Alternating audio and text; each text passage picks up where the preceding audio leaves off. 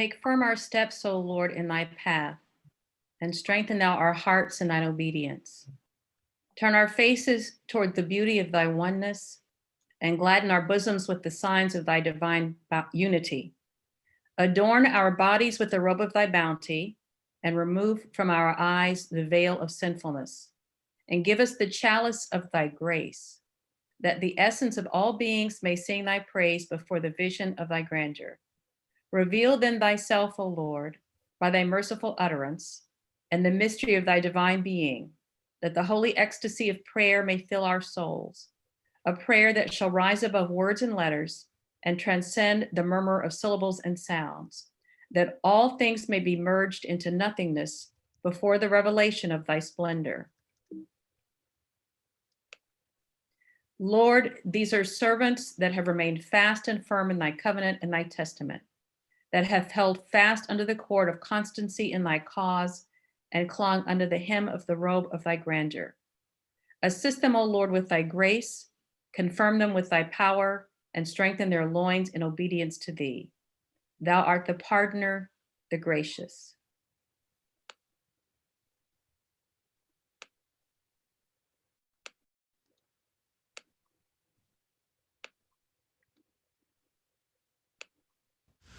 We shall overcome.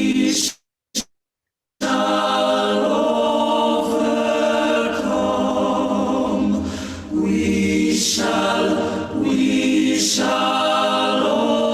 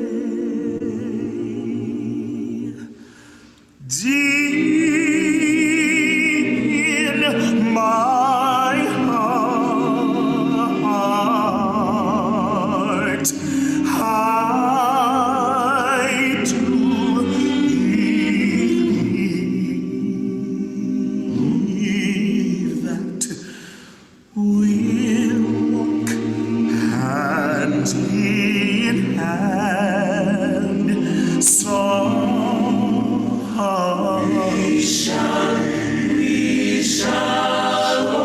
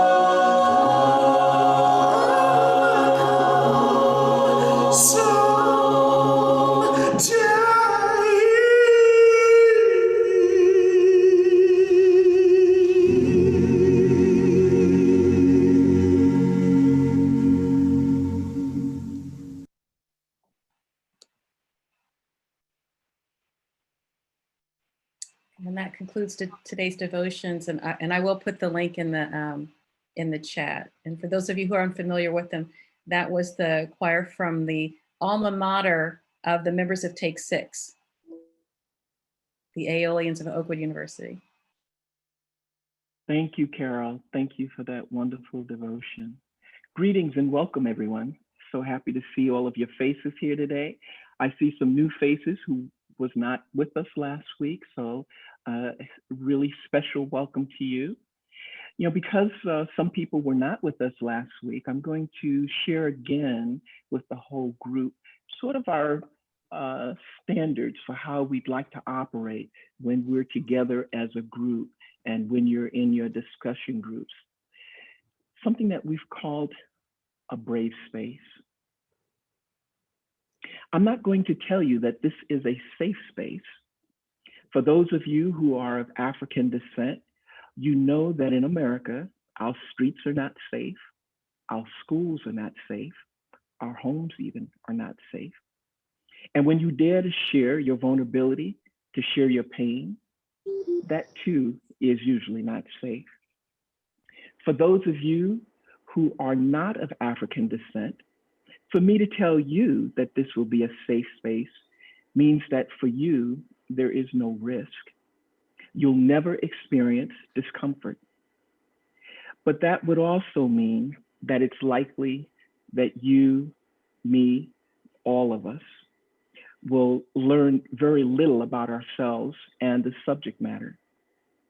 The word safe is defined by the Merriam-Webster Online Dictionary as free from harm or risk, affording safety or security from danger or difficulty, unlikely to produce controversy or contradiction. So how do we have honest discourse if we each are seeking a safe space? A space where we're not uncomfortable, a space where we feel free from controversy or contradiction. How much learning, how much growth would there be? So we're proposing something different. We're asking that we create a brave space, a heart space. We're asking each one of us to be courageous, to approach this brave space willing to trust, that we come with open hearts, that we will be vulnerable, we will be loving, we will hear with our ears and with our hearts. We will speak our truths passionately and honestly. We will show each other compassion and empathy. We know that racism is a spiritual and moral disease. Knowledge promotes healing. We are all learners here. We're here to build our capacity and to help build capacity in others. This is a brave space, a space for you to be courageous. Come with your heart open. Challenge yourself to share even if you're uncomfortable. This is you being brave. This is you being courageous. This is you challenging yourself and being open to challenges. We want you to own your experiences, your feelings, and your perceptions. Listen with your ears and your heart. We also want you to own your intentions and the impact of your words and your actions.